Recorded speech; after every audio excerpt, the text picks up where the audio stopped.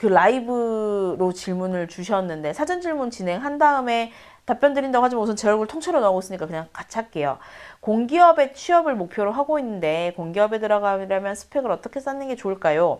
공모전, 학점, 자격증, 토익 등등 무엇이 좋을지 모르겠습니다. 자, 이 질문을 지금 하셨다는 건 저학년이에요.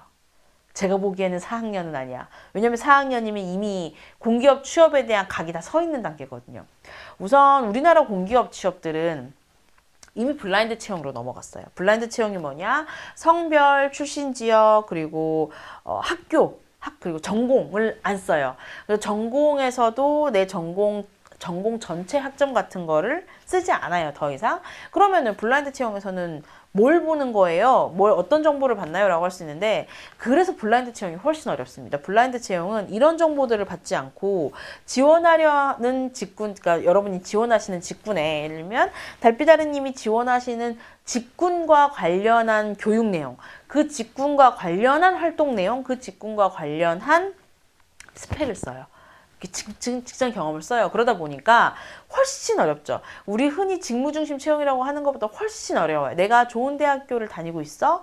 내가 학교에서 교양까지 열심히 들었어? 그래서 내가 학점이 좀 괜찮은 편이야? 다 필요 없어요. 그게 공기업 채용에서는 아무것도 잡히지 않습니다. 봐봐, 2학년이잖아. 내가 저학년일 줄 알았어. 왜냐하면 공기업에서는 결국에는 직무 관련 준비를 하시는 거기 때문에 만약에 2학년이면 본인이 지원하시려고 하는 공기업들의 대략적인 이 포트폴리오를 짜시는 게 중요해요. 우선 학교가 지방이시거나 혹은 그 인근 지역에 있는 우리 흔히 혁신도시라고 하죠. 공기업들 지방에 내려가 있는 혁신도시 근처에 있는 학교여서 지역할당제에 걸려 들어갈 수 있으면 당연히 지역할당제가 1순위예요. 그러니까 나라는 존재가 달라지지 않는 한 바뀔 수 없는 가산점들이 있습니다. 지역 할당, 그리고 일부 몇 개 관련 공기업에서는 이제 농어촌 자녀 전형 따로 있고요. 이렇게 몇 가지가 있어요. 뭐, 그 국가 유공자 자녀 전형이라든지, 이런 것들 뭐가 있는지, 내가 어디에 지원할 수 있는지를 확인해 보시는 게 1순위. 그래서 해당되는 것이 있는지 없는지 먼저 판단하셔서 해당되는 게 있으면 거기에 조금 더 우선순위를 놓고 준비를 하시면 좋아요. 두 번째, 내가 어디에 지원하고 싶은지 대략적으로 추려지면 이 회사가 채용 공고와 직무 소개를 하는데 가산점을 줄 자격증들을 요즘엔 공기업들이 다 공개를 해놔요.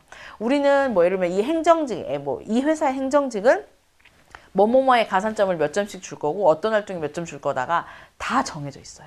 이게 사실은 4학년 돼서 멍 때리고 있으면 힘든 건데 2학년이시면 아예 딱 몇 개 공기업 타겟팅을 해서 그 공기업에서 내가 지원할 수 있는 직무가 가산점 주는 영역을 집중적으로 투자를 하시면 됩니다.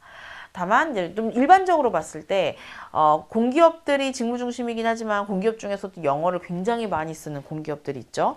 이런 공기업들을 준비하시려면 당연히 영어 실력이 되게 중요한데 왜냐하면 영어 점수가 중요한 게 아니라 영어를 시험을 봐야 하기 때문이에요.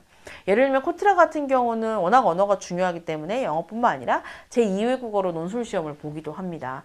또 그 농어촌 유통공사 같은 경우도 우리나라에서 이 농산물을 해외로 유통시키는 업무를 하거든요. 국내 유통이 아니라 하나로마트 운영하는 데가 아니에요. 그건 농협이고. 그래서 유통공사 같은 경우도 사실은 영어 굉장히 중요하게 보는 곳이고요.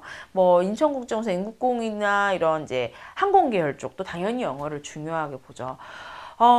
시험 공부를 좀 오래 하시는 경우가 많아요. 공기업은. 그러니까 이런 스펙들이 보통은 한 3학년 2학기, 4학년 1학기까지 좀 정리되고 나면 쭉, 그러니까 청년 인턴 포함해서 쭉 정리되고 나면은 한 1년에서 1년 반 정도는 이제 전공시험을 포함한 시험 준비를 하시는 경우가 많은데 제가 체감하기로는 여전히 우리나라에서는 국토교통부 계열이 좀 시험이 어려운 편이기는 해요. 그래서 시험 준비를 좀 많이 하셔서 좀 진입을 하시는 편이고 이제 2학년이시니까 제 시험 공부도 하세요라고 하지만 내가 고학년인데 공기업을 준비하는 경우는 시험 준비를 하긴 늦을 수도 있어요. 전공시험 준비하기 늦을 수도 있으니까 이런 분들 같은 경우는 전공시험 안 보고 NCS만 보는 공기업들을 집중적으로 트라이 해보시는 것도 방법입니다.